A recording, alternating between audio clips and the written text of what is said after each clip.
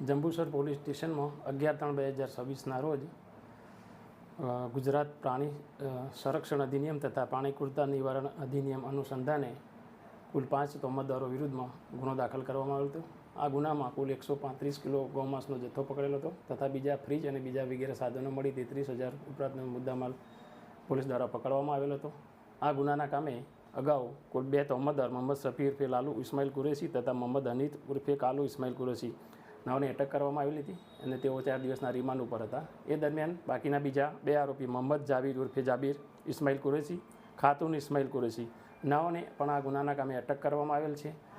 આ ઉપરાંત આ ગુનાના કામે શબ્બીર ગુલામ પોપલા જેવો નાસ્તો પડતો આરોપી છે, તેને પણ પકડવાની કામગીરી હાલમાં ચાલુ છે। આ ગુનાના કામે જંબુસર પોલીસે ગૌમાંસ તથા ગૌવંશના હત્યા અટકાવવા માટે ખૂબ જ પ્રશંસનીય અને પરિણામલક્ષી કામગીરી કરેલ છે।